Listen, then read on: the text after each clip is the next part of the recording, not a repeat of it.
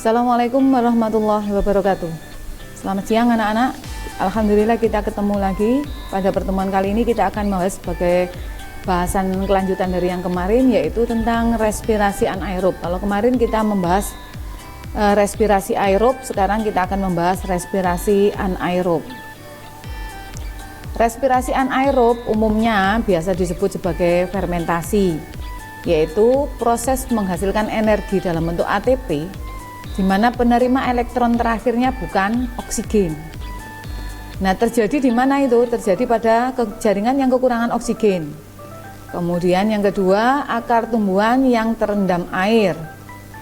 Kemudian yang ketiga, biji tebal yang sulit ditembus oksigen. Dan yang keempat, sel ragi dan bakteri anaerob. Persamaan sederhananya adalah C6H12O6 akan menghasilkan 2 C2H5OH, melepaskan 2 CO2 dan menghasilkan 2 ATP atau setara dengan 21 kilokalori.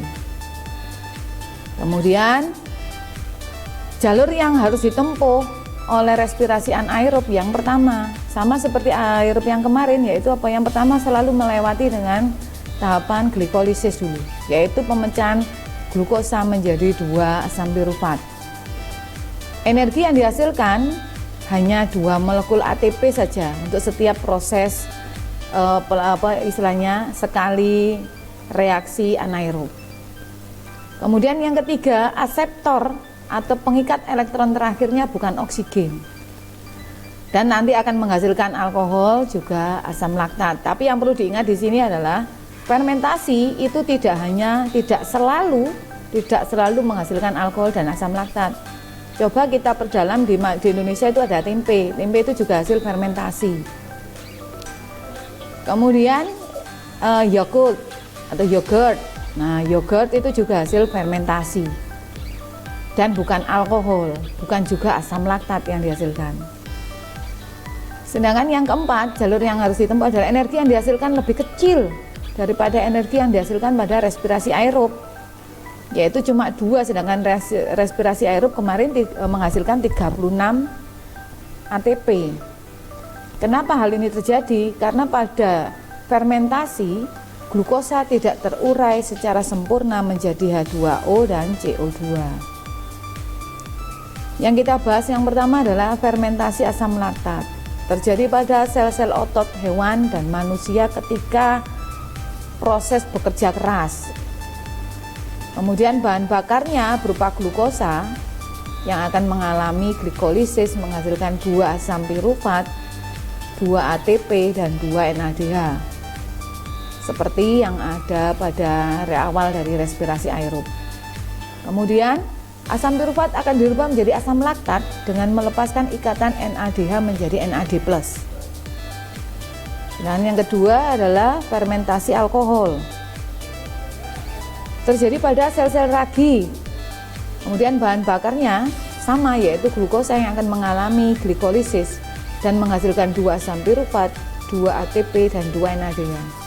Tapi selanjutnya asam pirufat akan dirubah menjadi 2 molekul astaldehid dan akan melepaskan 2 CO2. Tahap terakhir akan diubah menjadi alkohol dengan melepaskan NADH menjadi NAD+. Nah, kalau reaksinya seperti ini. Coba awal dari reaksi fermentasi asam laktat dan alkohol sama, yaitu tahapan awalnya glikolisis, tapi tahap berikutnya yang membedakan. Nah, kalau pada asam laktat, asam pirufat hasil dari glikolisis akan dirubah menjadi asam laktat dengan menggunakan 2 NAD hasil dari glikolisis yang akan melepaskan ikatan menjadi 2 NAD+. Sedangkan kalau alkohol dari 2 asam pirufat akan dirubah menjadi 2 atil-CoA astaldehid mengeluarkan CO2. Selanjutnya astaldehid ini akan dirubah menjadi etanol dengan menggunakan energi dari 2 NAD hasil dari glikolisis awal. Sehingga total energi yang dihasilkan adalah 2 ATP saja. Nah, sekarang perbedaan dan persamaan antara respirasi aerob dan anaerob. Persamaannya apa? semuanya diawali dengan proses glikolisis. Hasilnya tentu sama, yaitu asam pirufat, 2 asam pirufat, 2 ATP, dan 2 NADH. Tapi pada proses yang berikutnya itu yang membedakan. Kalau pada respirasi aerob nanti akan menghasilkan 36 ATP dan melepaskan H2O selain CO2. Sedangkan kalau alkohol akan menghasilkan 2 ATP yang akan menghasilkan alkohol dan melepaskan CO2. Sedangkan kalau asam laktat gimana? Akan menghasilkan asam laktat dan melepaskan 2 ATP. Jadi ini yang membedakan antara aerob dan anaerob. Demikian untuk pertemuan saat ini. Kita lanjutkan pada pertemuan berikutnya. Wassalamualaikum warahmatullahi wabarakatuh.